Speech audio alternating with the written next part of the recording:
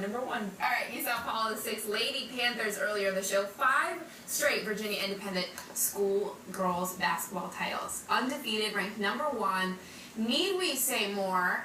No, not really, because their coach is here. So time to slide over to our Coach's Corner, which is sponsored by United Healthcare. Joining us now is Scott Allen. And not only are you ranked number 1 in the area, but you mentioned on break 6 in the USA Today poll. Yeah. What does that feel like for your squad this year? It's a great feeling. I mean, these kids have worked really hard. We have 7 seniors that have been around for the last couple of years. Had a lot of ups and downs. It's just a lot of fun. They're a great group to be around. They're a hard-working group. And, you know, they really play hard, and they're a great team on and off the floor. They have great chemistry. So it's a fun group to coach. We're talking a little bit about Ariana Freeman going to West Virginia, correct? And a strong all-met first-team candidate. How much of an impact, besides the obvious titles we're talking about, does she bring, like the intangibles that she brings to your team? She's just a real big competitor. I mean, she hates to lose. If you're going to race her to your car after practice, she's going to tackle you before you get there. Okay. But she brings a competitiveness. She's a basketball player. She loves to play.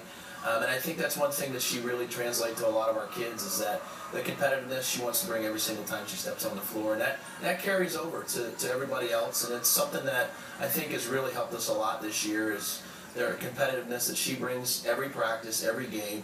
It translates to everybody else on the team. And, you know, it's worked out really well so far this year. We'll go with Nene. Interesting name to pronounce. Yeah. I'm sure you can do a better job. Hey, she can trademark the name soon if you like the female RG3. Freshman center, obviously making an impact. What are your future visions for her? I mean, is the sky the limit for this girl? Yeah, I mean, she's got a lot of talent. She has a very bright future ahead of her. She's a really hard worker, but more importantly, she's a really good kid. As they all are. I mean, and that's one thing that we're real fortunate of is that Nene transferred in this year as a sophomore, and you know we have 7 seniors and 10 returners. So it's tough coming in a situation when you have 10 returners and you're coming in as a new player. And the girls have really welcomed her with open arms and really worked hard with her. And like I said, I'm just real fortunate to coach such a great group. Absolutely. Not that you want to get too much ahead, but 7 seniors—that's a big class. Yep. How do you plan to fill that void, maybe some up-and-comers we should be watching for next year's high school sports program? Yeah, I'm very fortunate. I have a great coaching staff. We take a lot of pride in our program, so we develop kids all the way up from the freshman level to the JV level and try to put kids in position where they may be on the varsity team now, but they may not play, they wouldn't play a lot, so we keep them on the JV team to play a lot of minutes, develop their confidence, build them year-round, and hopefully when their time comes to step onto put the varsity uniform on, they're ready to go. So 5 Virginia titles. You're like the Lakers and Kobe, right? Just need one more. This year. What is that type of dynasty and those wins? What has that meant to you personally, coaching? Well, as a coach and as a competitor, you always want to win. But I think the longer that you coach, it's more important to have the relationships on and off the floor with your teams, with your coaches, and the memories. And I'm not getting any younger, so it's really great to have former players come back. But obviously, at the end of the season, it's always great to end with a win. We've been fortunate in the last, like you said, 5 times and 6 times to be able to end our season on a win. Because the WCAC is just so competitive. I mean, it's the best basketball in the country. Got great coaches, great players. Everybody has talent.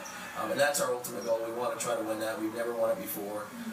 So that's what we're trying to do. And also the state tournament's been great for us as well. Big game on Monday. We touched on it, but what's the game plan going into such a huge monumental matchup against St. John's? Well, I mean, we're not going to change anything we do. Coach Scribner is a great friend of mine. He does a great job. He's got great players, as we all do. So I think, sometimes when you have 2 teams that come together like that, it's going to be a battle. It's going to be, it's just really great for girls basketball to have such a matchup like that. We're really looking forward to it. I know his kids are going to be really well prepared, as he always does a great job, and we're going to do the best we can to fight for 32 minutes. How do you defend a player like Lindsay Allen? It's pretty tough. I mean, it is. Figure it out on Monday. Yeah.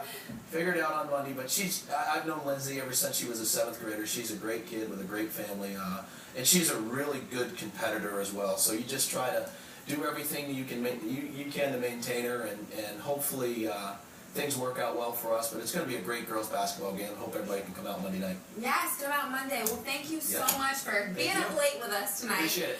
And thank you also to the viewers as well for watching. That's it for this edition of High School Sports Final. Don't forget you can catch this interview and every single highlight and story from tonight and on our webpage, hsportsfinal.com. Thank you, Scott Allen. Thank you to the crew. Like us on Facebook. Vote for your play of the week. We will see you next Friday. High school sports.